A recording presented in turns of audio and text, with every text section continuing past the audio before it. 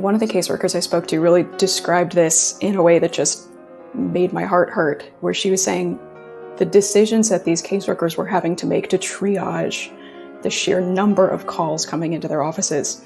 And when I say uneven burden, I really do mean it. Some offices were getting thousands of calls. Their whole phone lines were just flooded with people with these similar stories saying, my passport's at the embassy and the embassy's destroying papers. I'm at the gate of the airport and I don't know what to do. So that means these caseworkers are having to make these decisions on the fly of saying, well, who has the greatest chance of getting out? Who's at the greatest risk if I can't get them out? It's talking about prioritizing women and children, talking about prioritizing pregnant women over other people. And that's not a decision you think you're going to sign up to have to make when you take a job as a congressional staffer. And the impact of having to make those decisions is something that is really, really stuck with a lot of these caseworkers years after the event. I'm Natalie Orpett, Executive Editor of Lawfare, and this is the Lawfare Podcast, April 5th, 2024. A new report from the PopVox Foundation focuses on a little-known and hugely unappreciated congressional effort, that of congressional staffers helping Afghan allies flee the country during the U.S. withdrawal from Afghanistan. I sat down with the report's author, Ann Meeker. We talked about what staffers did to help, the challenges they faced, and how the experience exposed both weaknesses and strengths in how Congress functions. It's the Lawfare Podcast, April 5th, 2024, How Congressional Staffers Helped Our Afghan Allies. Okay, and so I've invited you on because you all wrote a really fascinating report looking at the way in which particularly congressional staffers responded to the fallout from the U.S. withdrawal from Afghanistan. And I want to start by just asking you, how did this issue come to your attention and what motivated you to really dig into the research here? Sure. So it's in part a little bit of personal bias because I am a former congressional staffer and a former congressional caseworker. So I kind of lived a little bit of the experience of being the person on the other end of the phone when a constituent calls their member of Congress to say, hey, I'm having a problem with a federal agency. Can you help me? Which is an incredible role, one that I learned so much from. So then when I came to my current role at PopVox Foundation, our work focuses on congressional capacity, innovation, and engagement. And I really pushed for casework to continue to be part of that focus. So we created a program called Casework Navigator intended to support congressional caseworkers, elevate the role of casework within Congress, kind of bring it into conversations about congressional modernization. And as part of that, I was talking to tons and tons of casework teams about what are you seeing? What is your experience like? And the topic that just kept coming back up was the Afghanistan withdrawal. That for caseworkers who had been doing casework since the summer of 2021, this was the thing that just defined congressional casework today for them. And so we just felt like we couldn't continue to work on casework, talk about casework without really getting into this and sharing that story. And what sorts of stories did you hear from staffers? What kinds of inquiries were they getting when they picked up the phone? Sure. So it was different for some offices. So one thing that's important to note here is that not every congressional office, not every caseworker experienced it the same way. But some kind of commonalities were as the U.S. was starting to withdraw the withdrawal process from Afghanistan, caseworkers started getting these calls from veterans, people who were connected to the ongoing military effort in Afghanistan saying, hey, if the Taliban is coming in, my translator needs to get out. My translator's family needs to get out. What can Congress do to support this individual person? So caseworkers are really kind of working on that individual level, the kind of individual impact of policy. So they were hearing from people saying, I need to get out. Here's where I am in the immigration process. What can I do? And the tenor of that changed over the Afghanistan withdrawal. The kind of first calls were more people who are already in the immigration process, maybe waiting for an SIV, waiting for another type of visa, saying, hey, can I expedite my process? And then as the situation deteriorated on the ground in Afghanistan in August of 2021, the calls got more desperate and more general. Just instead of how do I get through this specific visa process, it was, what can you do to get me out? Is the border safe? Is this border safe? Is this border crossing safe? How do I get into the airport to try to get on a flight? Okay, so I want to start with the first, chapter of what you just described, which is really an amazing context for me. Lawfare, as I think you know, published a series called Allies, which was focusing in particular on the SIV program. And the SIV program is a piece of immigration legislation that's existed for many years to assist those who have helped U.S. military and others, particularly in conflict areas like Afghanistan, to expedite their immigration process and give them a specialized path to entering and eventually, hopefully, becoming citizens of the United States. And my main takeaway from my colleagues' work on this series is that the SIV program is incredibly complicated, that even people who focus entirely on immigration professionally find it very difficult to navigate. And so I'm wondering, the congressional caseworkers, at least presumably in all offices, you don't have a person who is 100% focused on the immigration system. And it's amazing to me to think of people trying to help people in really desperate situations understand the SAV process and how to go about dealing with it in an emergency situation. Did you find that that was a particular challenge for the staffers you spoke with? Definitely. So I'll say most offices do have someone who immigration casework is their specialty, but the SIV program itself was so kind of niche. And in particular, some of the challenges of immigration casework is that these are not necessarily members' constituents. So that means offices have a little bit of wiggle room in deciding whether or not they want to take these cases. What that means is that you often get these really kind of uneven casework burdens across different offices, where an office maybe who has a prominent veteran, a veteran with a lot of connections to Afghanistan, whatever other country, whatever other visa process, will suddenly get like a disproportionate number of these cases. So what that meant is you have some offices who knew the SIV process already, knew what to ask for, knew what was going on, and then other offices with newer teams, caseworkers who hadn't seen SIVs cases before, who were really just kind of stuck saying, where do I go? What do I do with these cases? Just kind of sending them to the State Department and hoping something happened, and really kind of feeling like they didn't have enough that they could give back to the people on the other end of the phone who were really in fear for their lives in this situation. Yeah, I mean, one of the examples that really stood out to me from your report was that there might be a call, for example, from someone whose visa was sitting with the U.S. Embassy in Kabul and their SIV application was being processed. I know, again, from our series Allies, that the sheer paperwork and logistics of dealing with this can take years and years, and there's a ton of documentation that's required. And people were calling congressional offices and saying, I need to get out, but my passport is at the embassy and I can't get to it should I leave the country.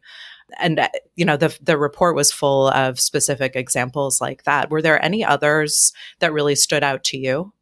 Yeah, definitely. One of the caseworkers I spoke to really described this in a way that just made my heart hurt, where she was saying the decisions that these caseworkers were having to make to triage the sheer number of calls coming into their offices. And when I say uneven burden, I really do mean it. Some offices were getting thousands of calls. Their whole phone lines were just flooded with people with these similar stories saying, my passport's at the embassy and the embassy's destroying papers. I'm at the gate of the airport and I don't know what to do. So that means these caseworkers are having to make these decisions on the fly of saying, well, who has the greatest chance of getting out? Who's at the greatest risk if I can't get them out? It's talking about prioritizing women and children, talking about prioritizing pregnant women over other people. And that's not a decision you think you're going to sign up to have to make when you take a job as a congressional staffer.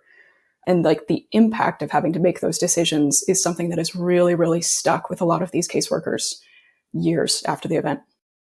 And were people making those decisions individually, or were offices setting priorities as a sort of policy matter, or were there broader prioritizations happening within each chamber, or how was that all working?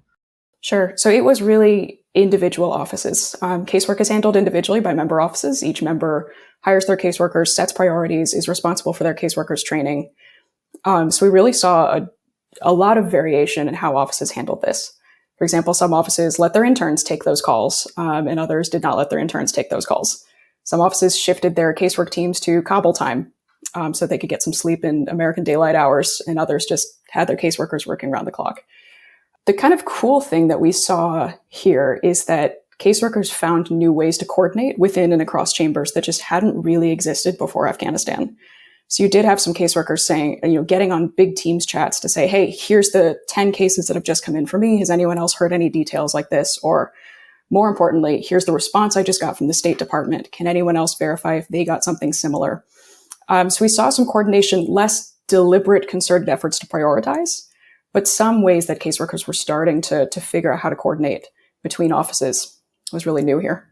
And in addition to the volume disparities, did you find that there were disparities in how many resources an office was dedicating based on the individual members' priorities as a policy matter?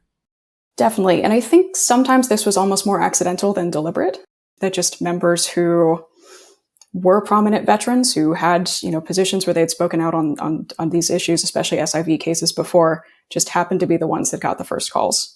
So a lot of those cases, the members were personally involved in this casework in a way that is pretty rare in day-to-day casework. We actually had members texting back and forth with Marines on the gates. You had members calling the State Department in a way that doesn't really happen normally.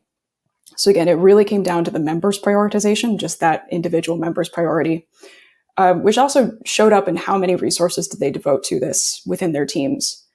Did they shift their legislative staffers into handling casework also? Did they kind of take other casework off of the plates of the caseworkers who are handling Afghanistan casework? Again, it just really came down to individual priorities and individual management decisions. So what kind of, just to sort of put some numbers on it, even rough numbers, what sorts of ranges did you see with respect to staffers dedicated to this effort, or I guess caseworkers who were assigned in the first instance to sort of even have a baseline to get started? What were the sort of low and high ends in terms of number of people? Yeah, so it's actually really, really tough to get this kind of data for a lot of reasons.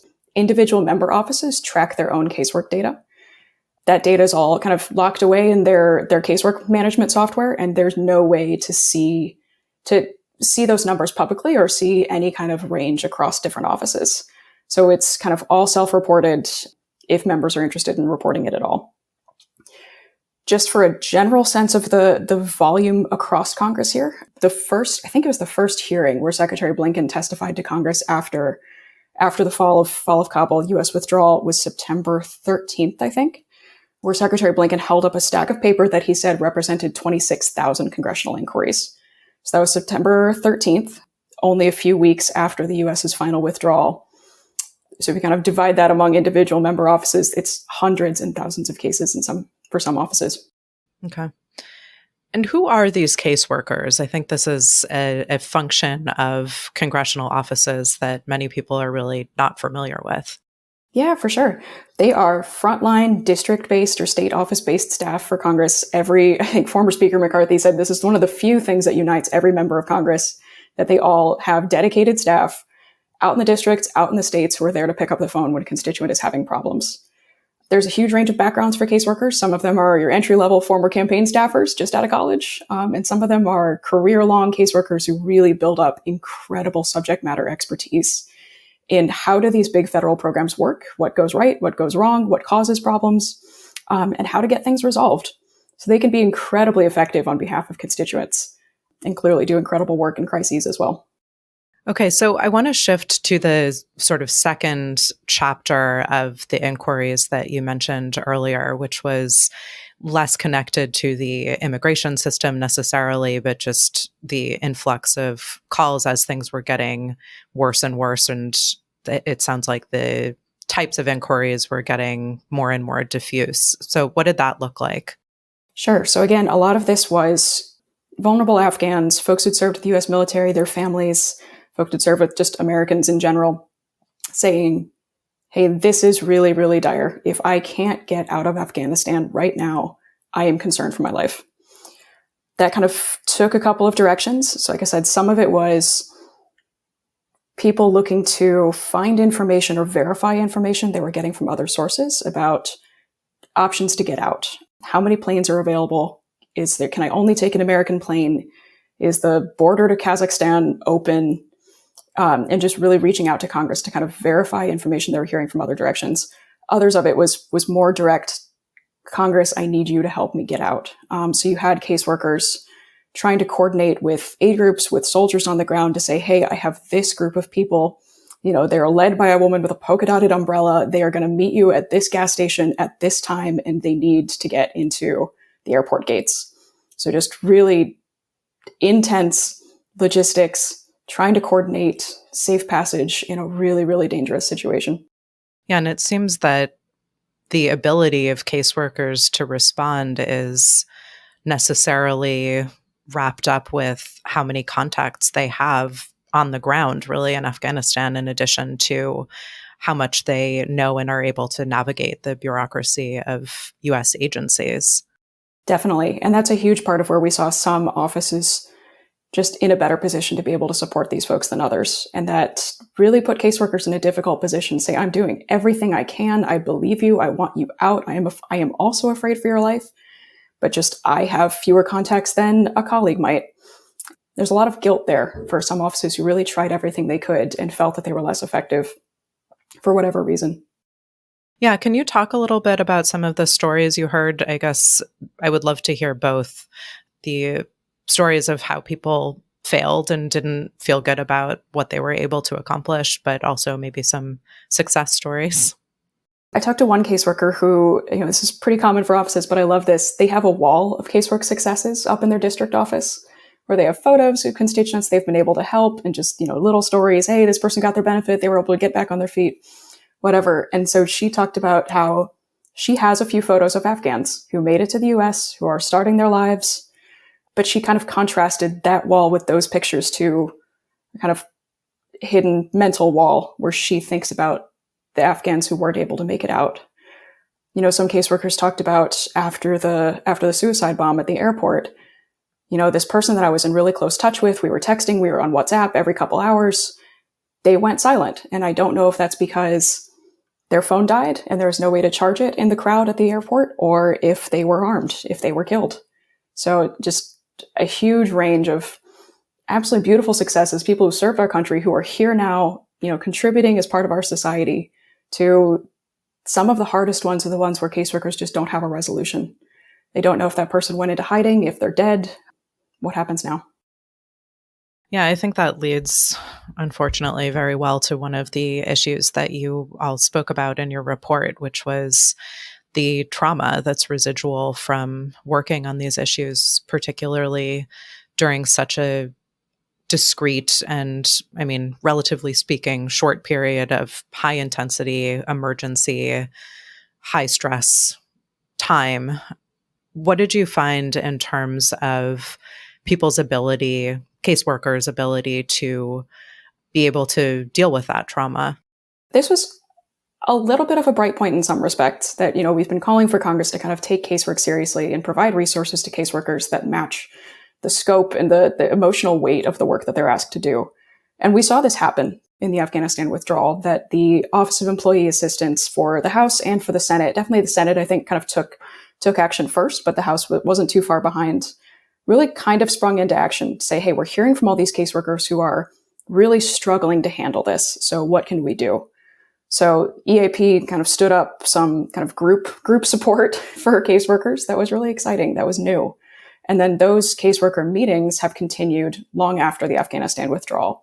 So in the midst of this chaos and this crisis, caseworkers asked for what they needed. House and Senate resources stepped up to provide it. And then those resources are still ongoing. But it's still really difficult for caseworkers. Another thing that a lot of folks brought up to me was just how critically important it was that they were able to work with some outside groups like Afghan evac and kind of be on the regular calls that Afghan evac stood up, because it was such a experience of kind of camaraderie and saying other people from outside Congress looking at caseworkers and saying, hey, what you're doing is important. The struggle that you're handling is real and we're here for you. We recognize what you're going through. That moment of validation was really important. Yeah, and I did note that you talked also about the work that caseworkers ended up doing with outside groups and with each other, bipartisan and cross-chamber, to sort of be creative and come up with solutions. So can you speak about the range of things you learned about? Yeah, definitely. And again, this is part of why I love working with caseworkers. They are creative and dedicated. And if you give them an obstacle, they're going to find a way under it, around it, over it, no matter what it takes to help those constituents. So this was such a great experience of that. So in the middle of the Afghan withdrawal, one of the caseworkers who boss wasn't on the right committee, so she didn't have kind of committee level information coming. She didn't know what to do with these cases. So she started a Teams chat and invited everybody that she knew who was handling Afghanistan casework to this Teams chat. And that chat became one of the key pieces that made caseworkers effective. That was a place where caseworkers were sharing what they were getting from the State Department, where experienced caseworkers who'd handled both DoD casework and immigration casework could kind of come in and fact check and say, hey, well, here's what I understand from this case 2 years ago, or here's a deck of slides that I got at a training 3 years ago that seem like they are the closest thing we have to a resource on refugee admissions processing. So just creating that space for caseworkers to share that information was hugely critical. And again, that space has continued. It's been effective, continues to be. So that was definitely one way that caseworkers were able to coordinate that hadn't existed before, to find those creative ways to help. Yeah, and as you're saying that, it seems worth emphasizing that individual caseworkers trying to solve individual problems as they're coming in requires, making phone calls to state or to DoD or to other more specialized groups to try to just get information. And from those agencies' side, there are 535 members of Congress who might be calling and trying to learn individual things. How did people navigate that difficulty in addition to sharing information on a chat? I mean, how did people address the pure logistical challenge of so many inquiries going to the same smaller group of people and contacts? Sure. So that was one way where caseworkers were actually able to make better use of the limited time they had with agency staff. Without that chat coordination, if any caseworker has been on one of the big agency briefings, they're pure chaos. It's a lot of time on, bless their hearts, less experienced caseworkers asking more basic questions, which kind of takes time away from the more advanced in the weeds questions, the more kind of oversighty, hey, you told me one thing, but I'm seeing another thing happen in my casework. So what's the disconnect there? Those kinds of questions. So once caseworkers were able to coordinate better, they could make better use of those briefings to say, hey, let's all pool our questions in advance. Here are the ones that caseworkers themselves can answer. And then here are the ones that we really want to devote our limited time with State Department resources to. So it definitely, a lot of the caseworkers absolutely acknowledged, like, hey, the volume of inquiries that we were sending to state made it difficult for them, especially when normal congressional channels were overloaded. We felt like we had to go around, go up, escalate within the department, within the administration. But again, for most of them, there was just this frustration of, well, what else did you want me to do? That the normal channels I used to send these inquiries, I wasn't getting anything. Our caseworkers were getting responses 9 months after they submitted them when a constituent had already moved, or someone waiting in the SIV process had already moved 3 different countries. So the information they were getting was no longer helpful. So really a sense of the State Department and other agencies involved did not have the resources that they needed to be able to respond to that flood of congressional inquiries. Yeah, and I noticed one of the things that you spoke about in the report was that sort of lack of infrastructure and coordinating mechanisms and just shortcomings in the available technology, which was interesting to me because the state OIG report on the SIV program also attributed many of the processing delays to just an underinvestment in database management, which, it's hard to get anyone excited about funding and allocating resources to making a computer program better so that the database is more effective so that everyone can do their jobs more quickly. But it seems like that was a trend that you really emphasized as being in need of attention as well. Definitely. That was one of the biggest takeaways for me from the whole process and really digging into what went wrong here is, again, we said one of the commonalities of members of Congress is that each one does casework. Each caseworker is running up against this problem not only with the State Department and the other agencies involved in the Afghanistan withdrawal, but just everyday casework. Social Security, the VA, the DoD, the IRS. There are so few places in law or regulation or statute where Congress has told an agency how it wants them to respond to constituent inquiries. It hasn't told them how it wants to respond. There are no baseline standards to say, hey, agency, whatever, you have to return a response to my inquiry within 30 days, 60 days. It has to include XYZ information, whatever. And then besides setting the standards, it also hasn't resourced agencies to be able to return those responses. So part of the problem for new caseworkers is that every agency responds to Congress differently. Some route inquiries through DC, some route them through field offices. It might vary based on the type of case, depending on the agency. So it's a huge inefficiency for Congress in having to train casework staff so individually to learn this huge constellation of different ways that agencies work.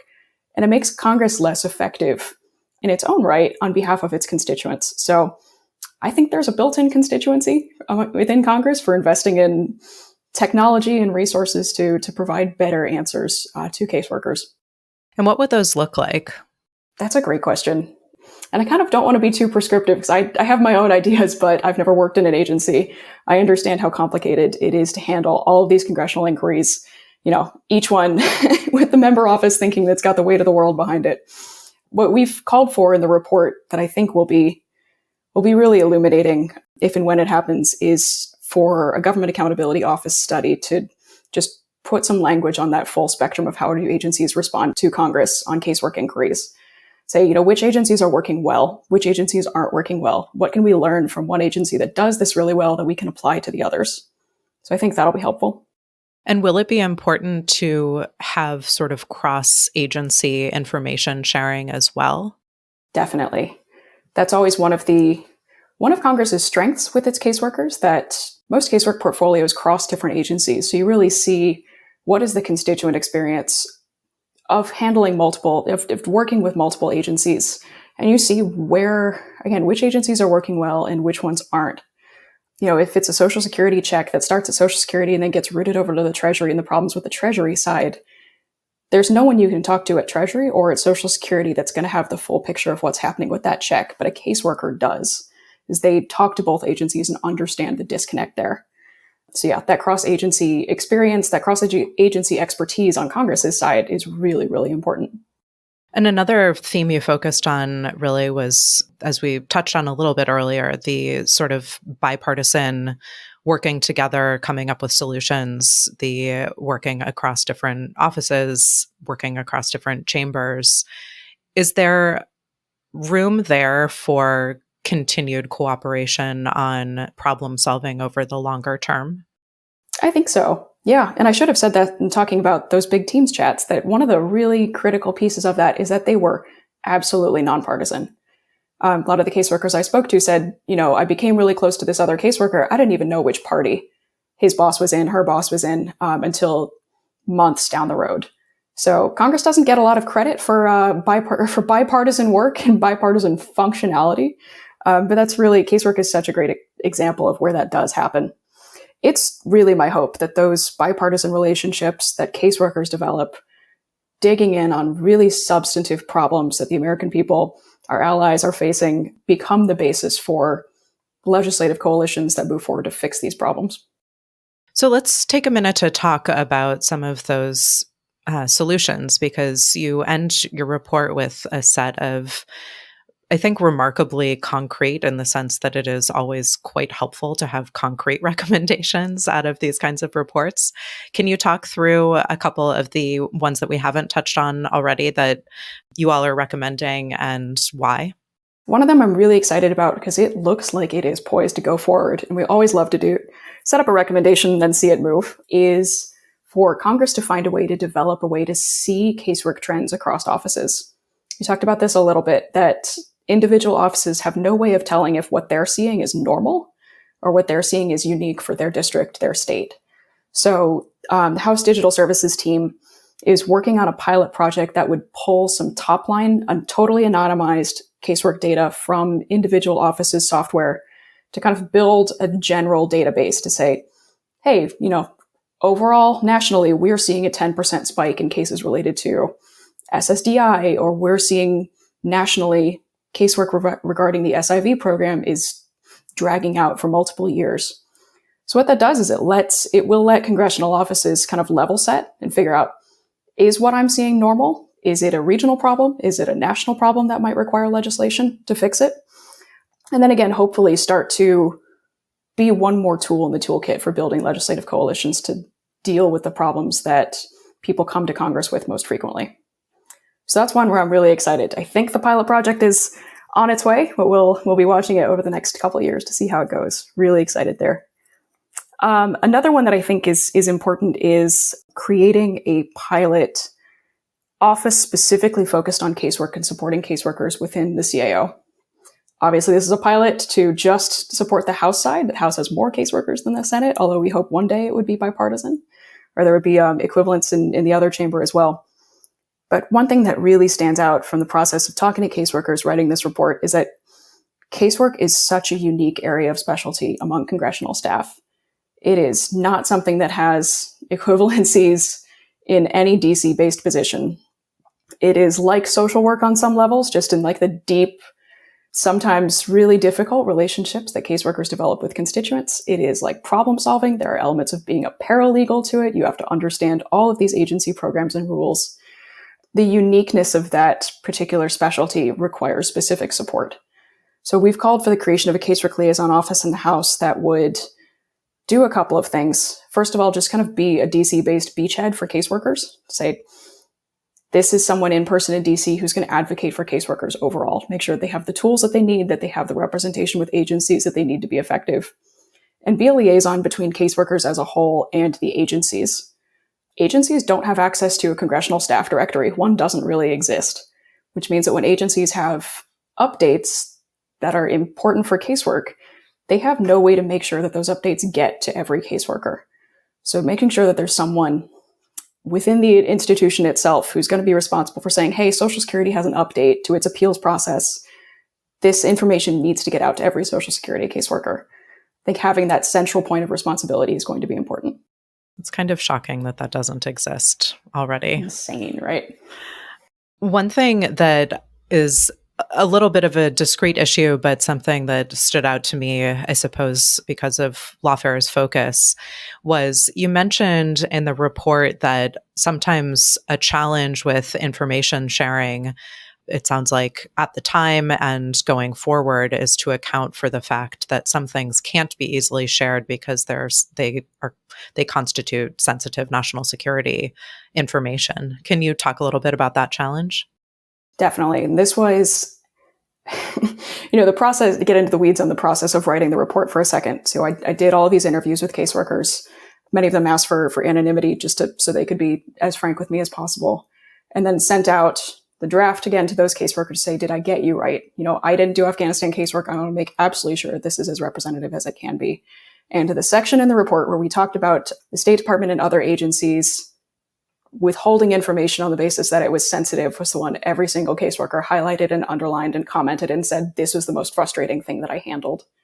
So there's definitely a sense for among caseworkers that this was a little bit out of an excuse on the agency side to say, we don't have the real answer for what you're looking for, so we're going to tell you it's sensitive so that we don't have to give you any other information.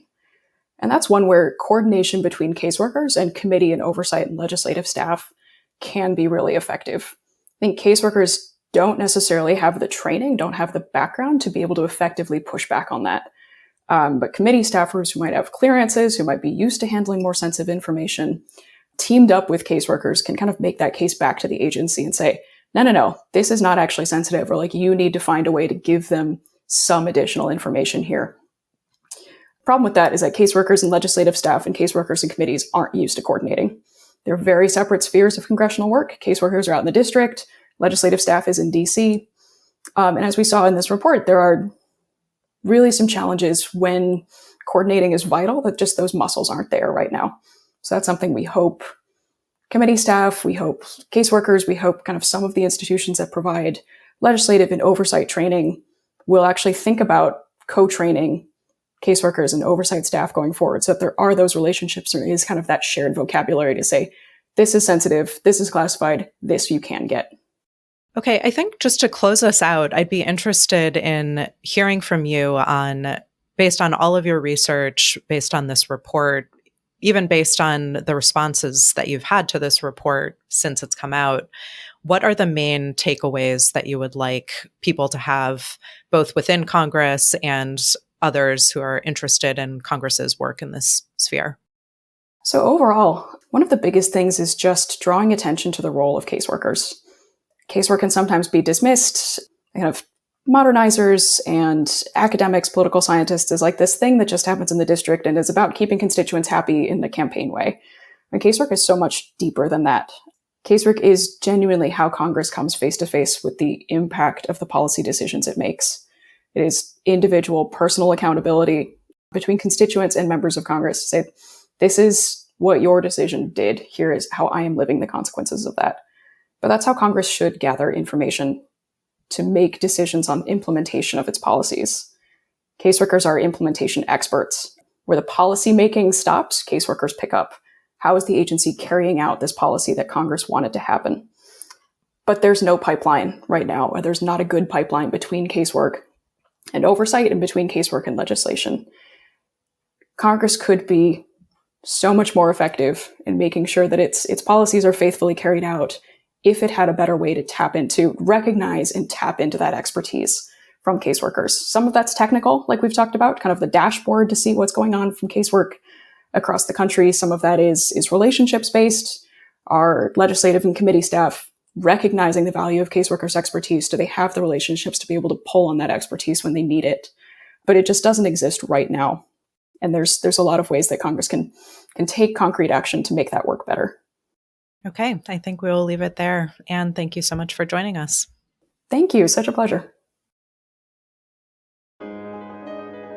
The Lawfare podcast is produced in cooperation with the Brookings Institution.